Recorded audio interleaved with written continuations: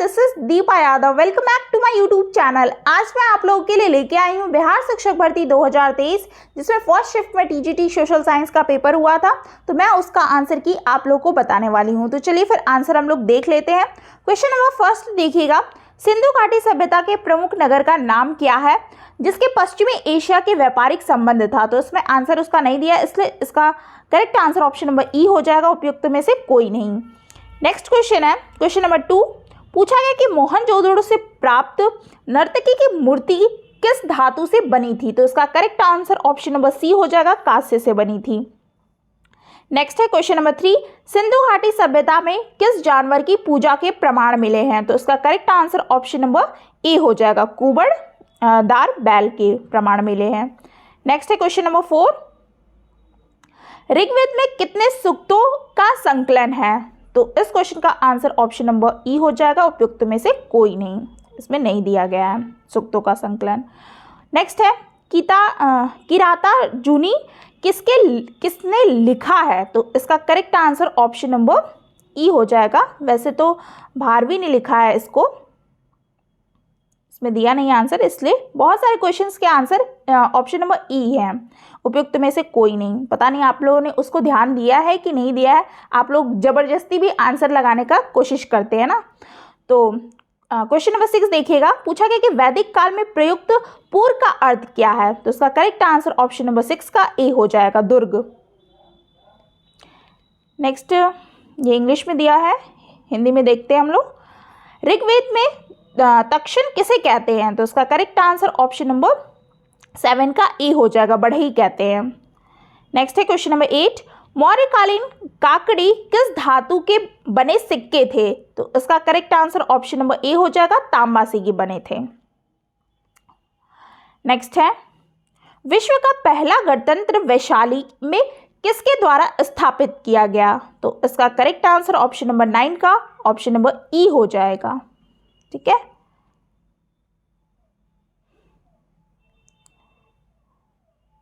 Question number 10 देखिएगा, पूछा गया कि कौटिल्य का अर्थशास्त्र कितने अधिकरणों में विभाजित है? तो क्वेश्चन नंबर 10 का भी ई ही होगा। ठीक है, वैसे तो 15 था। ठीक है, कौटिल्य का अर्थशास्त्र कितने अधिकरणों में विभाजित, तो 15 तो इसमें दिया नहीं है, ऑप्शन नंबर ई करेक्ट आंसर। क्वेश्चन नंबर 11 देखिएगा, इल्तुतमिश ने बिहार में अपना प्रथम सूबेदार किसे नियुक्त किया था? तो इसका करेक्ट आंसर ऑप्शन नंबर 11 का ई हो जाएगा। और वैसे तो मलिक जानी ने किया था। ठीक है, मलिक जानी को नियुक्त किया था। क्वेश्चन नंबर 12 है कि बिरसा मुंडा का कार्य क्षेत्र कौन सा था?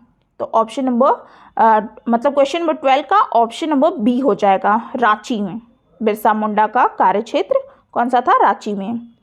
Next question number 13। Question number 13 है कि 1857 की क्रांति के बिहार के नेता थे, तो कौन थे? तो इसमें आपका दिया नहीं है, तो ऑप्शन नंबर ई करेक्ट आंसर हो जाएगा, उपयुक्त में से कोई नहीं। मगध की प्रथम राजधानी कौन सी थी? तो क्वेश्चन नंबर 14 का ऑप्शन नंबर सी गिरिब्रज, राजगिरी थी। उस स्रोत का नाम बताइए जिसमें पाटलिपुत्र के प्रशासन का वर्णन उपलब्ध है। तो क्वेश्चन नंबर 15 का ऑप्शन नंबर सी इंडिका में ऐसा मतलब पाटलिपुत्र के प्रशासन का वर्णन उपलब्ध है। क्वेश्चन नंबर 16 देखिएगा, मदद ए मास मुगल प्रशासन में किससे संबंधित था? तो इसका करेक्ट आंसर ऑप्शन नंबर 6 का ई हो जाएगा, उपयुक्त में से कोई नहीं। पूना समझौते का उद्देश्य था, तो पूना समझौते का क्या उद्देश्य था? तो ऑप्शन नंबर सी हो जाएगा, राजाओं को विशेषाधिकार देना। नेक्स्ट है जंतर मंतर का निर्माण किसने किया था? तो इसका भी ऑप्शन नंबर ई हो जाएगा, उपयुक्त में से कोई नहीं। और वैसे तो जंतर मंतर का निर्माण जय सिंह ने किया था। नेक्स्ट है क्वेश्चन नंबर 19 देखिएगा, वंदे मातरम के रचनाकार थे, कौन थे? तो इसका भी ऑप्शन नंबर ई हो गया, उपयुक्त में से कोई नहीं। ठीक है, नहीं दिया है वंदे मातरम के रचनाकार। नेक्स्ट है क्वेश्चन नंबर 20, क्रिस्टोफर कोलंबस 1492 में अमेरिका का महान खोजकर्ता किस देश द्वारा वित्त पोषित किया गया था? तो इसका करेक्ट आंसर क्वेश्चन नंबर 20 का ऑप्शन नंबर सी हो जाएगा, स्पेन। बोस्टन टी पार्टी इतिहास की एक महत्वपूर्ण घटना किससे संबंधित है? तो इसका करेक्ट आंसर ऑप्शन नंबर ए हो जाएगा, अमेरिका का स्वतंत्रता संग्राम। 21 के बाद आप देखिएगा 22। क्वेश्चन नंबर 22 है कि अमेरिका के इतिहास में 4 जुलाई 1776 क्यों महत्वपूर्ण मानी जाती है? तो इसका correct answer option number C हो जाएगा, अमेरिका स्वतंत्रता की घोषणा के लिए मानी जाती है 4 जुलाई 1776। फ्रांसीसी क्रांति के समय फ्रांस का शासक था। तो क्वेश्चन नंबर 23 का ऑप्शन नंबर ए हो जाएगा, लुई 16वां। नेक्स्ट है, औद्योगिक क्रांति के दौरान सूती वस्त्र उद्योग में क्रांति लाने वाली स्पिनिंग जेनी का आविष्कारक था। तो इसका करेक्ट आंसर ऑप्शन नंबर 24 का ऑप्शन नंबर सी हो जाएगा, जेम्स हारग्रीव्स। नेक्स्ट 25 अब देखिएगा। क्वेश्चन नंबर 25 पूछा है कि 1831 में यंग इटली मूवमेंट, जिसका उद्देश्य था गणतंत्र स्थापित करना, किसके द्वारा प्रारंभ हुआ था? तो क्वेश्चन नंबर 25 का option number B correct answer, Giuseppe Garibaldi. Next है, जर्मनी के एकीकरण का वास्तुकार कौन था जो रक्त एवं लौह नीति का लौह नीति पर विश्वास करता था? तो इसका correct answer option number B हो जाएगा, ओटो वॉन बिस्मार्क। 27 देखिएगा। द्वितीय विश्व युद्ध में नवंबर 1941 में अमेरिका के प्रवेश का मुख्य कारण था। तो इसका करेक्ट आंसर ऑप्शन नंबर ई हो जाएगा, उपयुक्त में से कोई नहीं। क्वेश्चन नंबर 20, जब मार्को पोलो ने चीन का दौरा किया था तब वहां का शासक कौन था? तो इसका correct answer option number B हो जाएगा, कुबलई खान। 28 के बाद 29 देखिएगा। संयुक्त राज्य अमेरिका में पहली अंग्रेजी बस्ती कौन थी? तो इसका करेक्ट आंसर 29 का option number A, Jamestown. Next है, टेनिस कोर्ट की शपथ किस क्रांति से संबंधित है? तो इसका correct answer option number C, फ्रांसीसी क्रांति से संबंधित है। नेक्स्ट है 31, मित्र राष्ट्रों से सेवरे की संधि किस देश के साथ हुई? तो इसका correct answer option number B, Turkey के साथ हुई थी।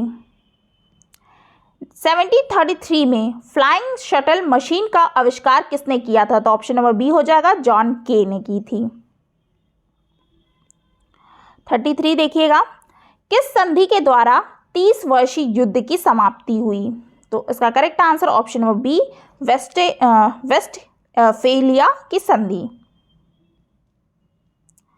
पेरिस शांति सम्मेलन में इटली का प्रतिनिधित्व किसने किया था? तो इसका correct answer option number C हो जाएगा, जॉर्जस क्लेमेंसियो ने किया था। बैकवर्ड जाने के लिए कोमागाटा मारू जहाज किराए पर किसने लिया था? तो इसका करेक्ट आंसर ऑप्शन नंबर ई होगा। इसका थोड़ा सा डाउट है, आप लोग आंसर किए आने के बाद इसको थोड़ा सा मैच करा लीजिएगा। आयोग क्या आंसर देता है। क्वेश्चन नंबर 36 देख लीजिएगा। शोर कमेटी की स्थापना में से कौन संबंधित नहीं थे? तो इसका करेक्ट आंसर 36 का ऑप्शन नंबर ई हो जाएगा, उपयुक्त में से कोई नहीं। नेक्स्ट है, महात्मा गांधी ने किस घटना को हिमालयी भूल कहा है? तो इसका करेक्ट आंसर ऑप्शन नंबर ई हो जाएगा। उस टाइम महात्मा गांधी ने किस घटना को हिमालय भूल कहा था? तो वो रॉलेट एक्ट को कहा था। तो इसमें वो दिया नहीं, तो इसलिए ऑप्शन नंबर ई करेक्ट आंसर हो जाएगा।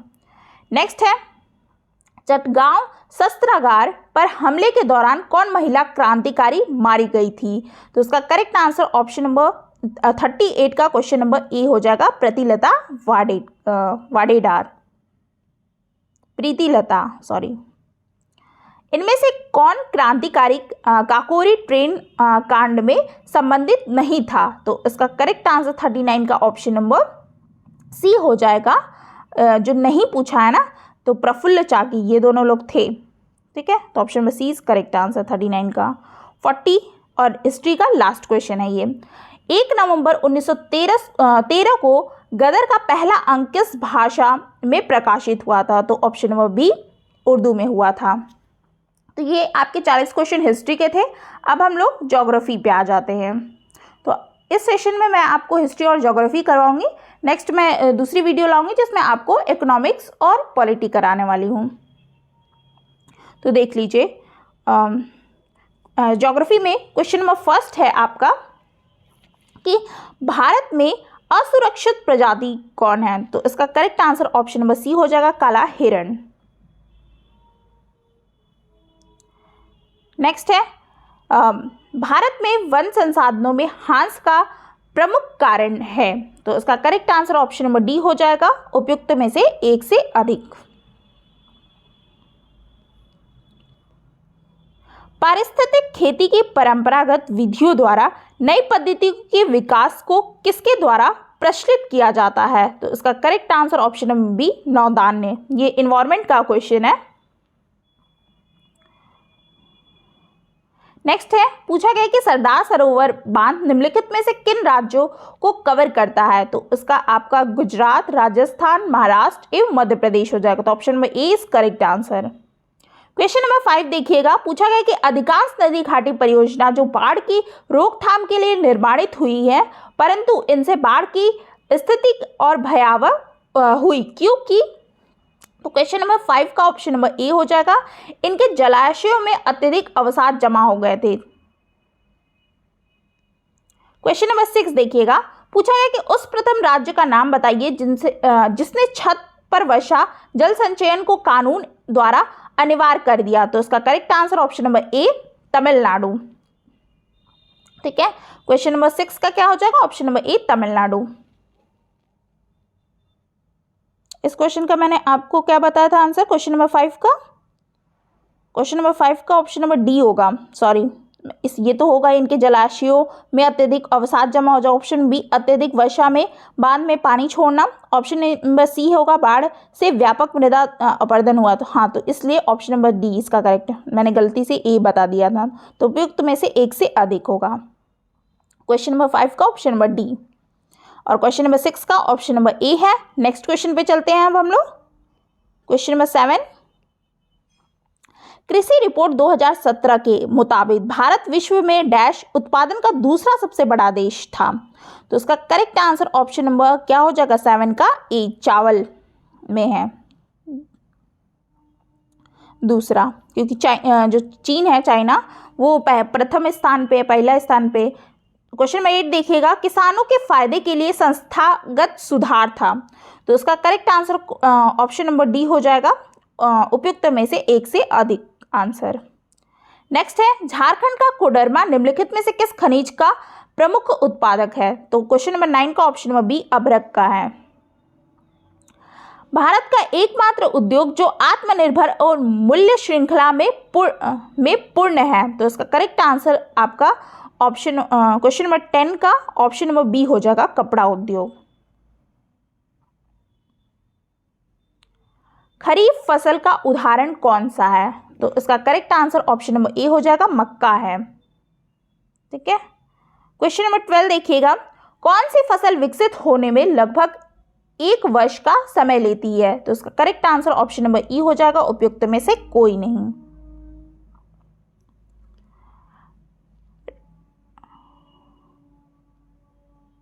राष्ट्रीय राजमार्ग किसके द्वारा बिछाए या निर्मित या संचालित होते हैं। तो इसका correct answer option number B हो जाएगा, राष्ट्रीय राजमार्ग प्राधिकरण भारत।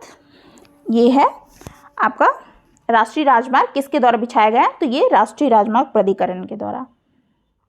क्वेश्चन नंबर 13 के बाद 14 देखिएगा,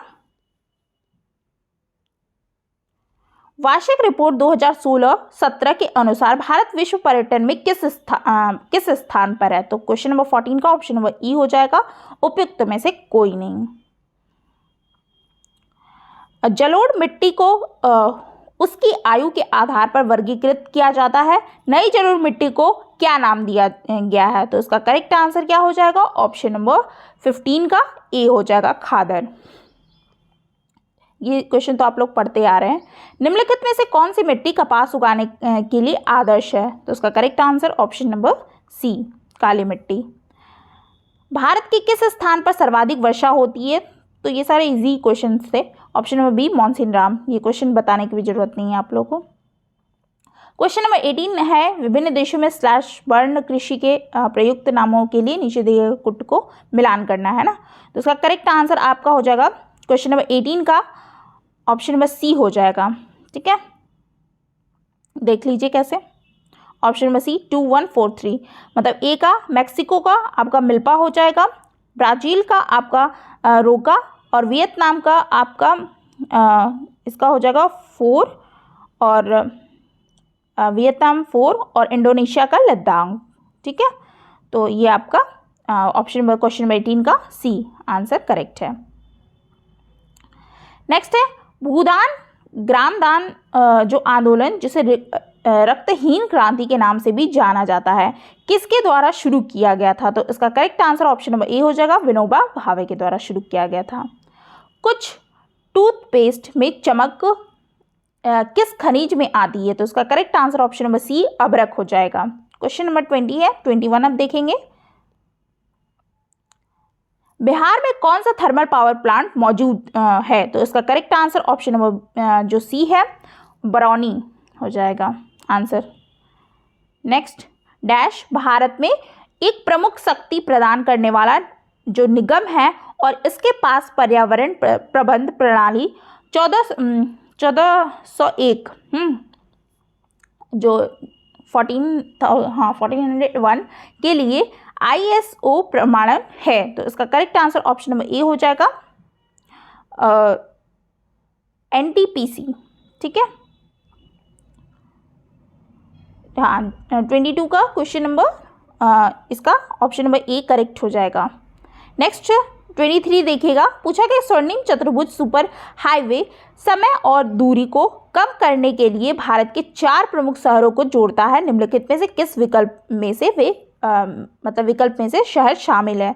तो इसका करेक्ट आंसर ऑप्शन नंबर ए हो जाएगा, दिल्ली, कोलकाता, चेन्नई, मुंबई।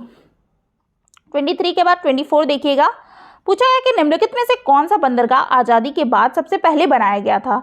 तो इसका correct answer option number B हो जाएगा, कांडला को बनाया गया था। नेक्स्ट है झारखंड, छत्तीसगढ़ और मध्य प्रदेश राज्य खनिज और डैश निक्षेप के मामले में समृद्ध है। तो इसका करेक्ट आंसर ऑप्शन नंबर ए हो जाएगा, कोयला के लिए ये। नेक्स्ट है निम्नलिखित में से कौन सा देश विश्व में चावल का सबसे बड़ा देश है? तो इसका correct answer option number B हो जाएगा, चीन है। क्वेश्चन नंबर 26 का ऑप्शन नंबर बी। नेक्स्ट 27 देख लेते हैं। 27 है भारत में राष्ट्रीय वन नीति किस वर्ष में लागू की गई थी? तो ऑप्शन नंबर ए करेक्ट हो जाएगा, 1952 में। नेक्स्ट है एल्युमिनियम किस कच्चे माल से निकाला जाता है? तो उसका करेक्ट आंसर है ऑप्शन नंबर 28 का सी, बॉक्साइट से। गोबी मरुस्थल कहाँ स्थित है? तो 29 का ऑप्शन नंबर ए हो जाएगा, चीन में है ये। सीन नदी किस नगर में से होकर के बहती है? तो ऑप्शन नंबर बी, पेरिस से होकर बहती है। ठीक है, क्वेश्चन नंबर 13 का ऑप्शन नंबर बी हो जाएगा। 31 देखिएगा, पूछा गया कि विश्व में कच्चे पटसन का जो प्रमुख उत्पादक है वो है ऑप्शन नंबर ए, भारत में है कच्चे पटसन का उत्पादक। और क्वेश्चन नंबर 32, निम्न में से किस भारतीय राज्य में लॉ-एस्क उपलब्ध नहीं है? तो क्वेश्चन नंबर 32 का ऑप्शन नंबर ई हो जाएगा, उपयुक्त में से कोई नहीं। दक्षिण गंगोत्री कहाँ स्थित है? तो उसका correct answer option number B हो जाएगा, अंटार्कटिका में। ठीक है, अब देखते हैं क्वेश्चन नंबर 34। ठीक है, दक्षिण अमेरिका की सबसे लंबी नदी कौन सी है? तो 34 का ऑप्शन नंबर बी, अमेजन है। ये नीचे के सारे क्वेश्चंस आपके बहुत ही इजी रहे हैं। भारत का अधिकतम गेहूं उत्पादक राज्य कौन सा है? तो ऑप्शन नंबर सी, उत्तर प्रदेश हो जाएगा। रियो पृथ्वी शिखर सम्मेलन 1992 के एजेंडा 21 में निहित है, तो वैश्विक सतत विकास के लिए निहित है। विश्व का सबसे अधिकतम कोयला उत्पादक देश कौन सा है? तो इसका करेक्ट आंसर आपका क्या हो जाएगा, 37 का सी हो जाएगा, चीन। नेक्स्ट है 38, भारत का सबसे पुराना तेल का भंडार कहाँ स्थित है? तो 38 का ऑप्शन नंबर ई हो जाएगा, उपयुक्त में से कोई नहीं, इसमें नहीं दिया हुआ है। नेक्स्ट है विश्व में एल्युमिनियम का सबसे बड़ा उत्पादक क्या है? तो इसका भी आपका ऑप्शन ई ही सही होगा, उपयुक्त में से कोई नहीं। ग्रेट विक्टोरिया मरुस्थल कहाँ स्थित है? तो ये है ऑस्ट्रेलिया में। Option number A is correct answer. तो ये आपके 40 क्वेश्चन ज्योग्राफी के थे जो मैंने आपको करवा दिए। ठीक है, 40 क्वेश्चन हिस्ट्री के, 40 क्वेश्चन ज्योग्राफी के। ठीक है, और नेक्स्ट क्वेश्चन जो मतलब बचे हैं अब, इकोनॉमिक्स बच गया और पॉलिटी, वो मैं आपको नेक्स्ट वीडियो में कुछ देर में आप लोगों को करा दूंगी उसको भी। ठीक है, फिर आपको वीडियो कैसी लगी ये आप कमेंट बॉक्स में ज़रूर बताइएगा। आंसर थोड़ा सा इधर उधर, एक आध दो क्वेश्चन इधर उधर डिस्पैच हो सकता है, वो आंसर की आने के बाद आप लोग भी उस टेंशन से दूर हो जाएंगे। तो चलिए फिर मिलते हैं नेक्स्ट वीडियो में इकोनॉमिक्स और पॉलिटी के आंसर के साथ। थैंक्स फॉर वॉचिंग, और ज़्यादा से ज़्यादा लोगों को शेयर कर दीजिए इस वीडियो को कि और भी लोग ये देख पाएँ आंसर की को। All the best, thanks for watching.